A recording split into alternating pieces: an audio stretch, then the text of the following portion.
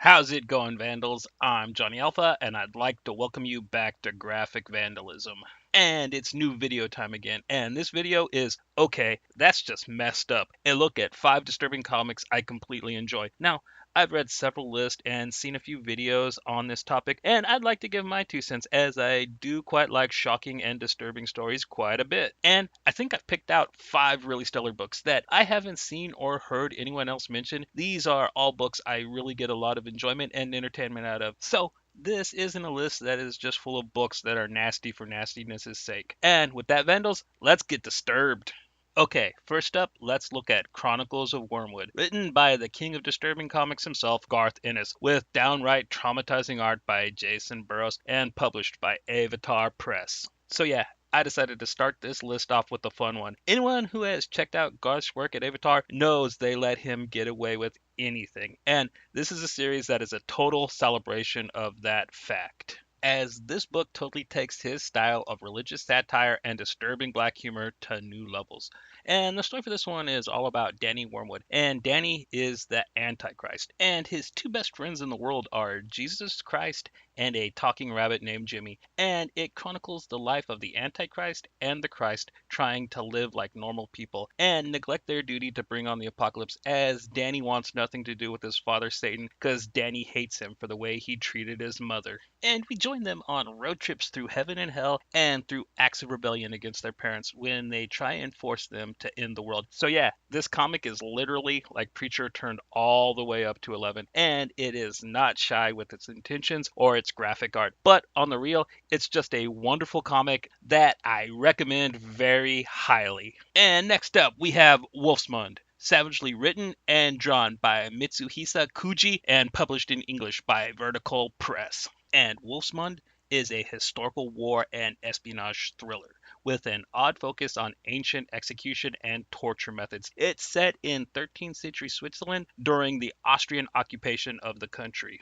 And this series is set in an outpost castle fortress situated on the Swiss-Italian border named the Wolf's Maw. And this fortress is lorded over by Baron Wolfram, a very sadistic man who delights in his job of capturing Swiss subversives who try and escape to Italy to try and get help to liberate their land and people. And we really get a bunch of stories of rebels attempting this feat. And this creator, Kuji, she really has a knack for really making you like and care for these characters, only to pull the rug out from under your feet. And man, let me tell you, the art in this book is unreal. There is one execution and impaling in one of the books that even made me cringe. But I really find the story and subject matter supremely interesting, and it's something you never really see in comics. I think if you don't really mind dark dramas, you should really check this one out. Alright, alright. Next up is Ed the Happy Clown, written and drawn by Chester Brown and published by Drawn and Quarterly. And Ed the Happy Clown is a pitch black comedy masterpiece that I'm really surprised is not more known.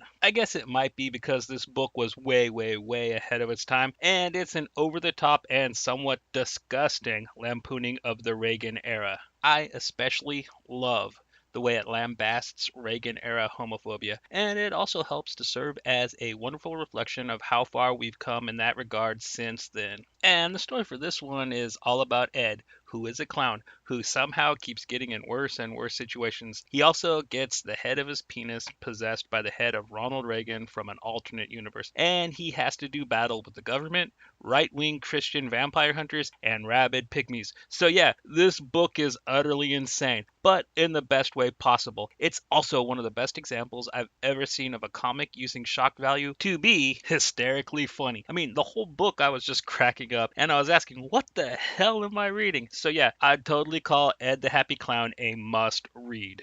Cool, cool. And now on to Night Business, written and drawn by the insanely funny and warped Benjamin Marra, and published by Fantagraphic Books. Now, pretty much any of Marra's books would be at home on this list. He is without a doubt one of the most odd, interesting, and twisted people working in comics. But Night Business is my personal favorite book of his. It is also his biggest and most ambitious book yet. Night Business is a total homage and celebration of 80s and 90s trash cinema. And the most easy and fun way I can think to describe this one is just imagine the guy who directed Death Wish 3 made a movie in the style of Frank Miller's Sin City for Troma, and then you get kind of an idea of what to expect from Night Business. And the story for this one is all about a dude named Johnny who is a bodyguard for strippers. When a slasher starts killing some of Johnny's girls, he gets serious and shit gets personal when his favorite girl gets disfigured by the slasher, who then herself becomes a vigilante called the Writer. And as the Writer and Johnny try to get to the bottom of what's going on, a bigger picture comes into focus, and it all culminates in a bloody sexual explosion of sleaze and exploitation, and I just love it. I grew up on trash movies, and it's so amazing to see Mara bring it all back to life in his own super demented way. Alright, and last but surely not least, we have Slasher,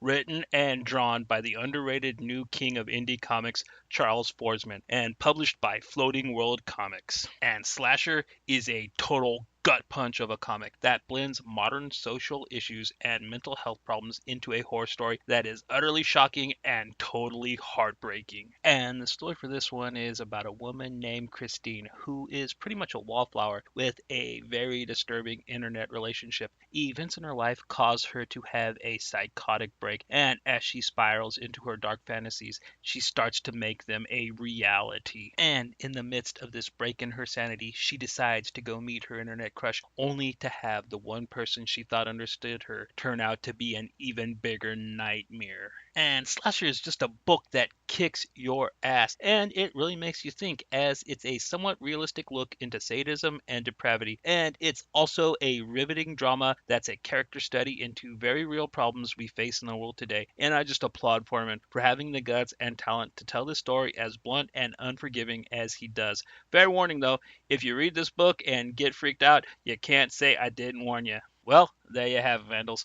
Okay, that's just messed up. And yeah, there's really not too much I can say after doing a list like that. But if you have any disturbing books you'd like me to check out, please leave them in the comments because I love recommendations. But for now, until next time, this is Johnny Alpha from Graphic Vandalism saying don't stop reading.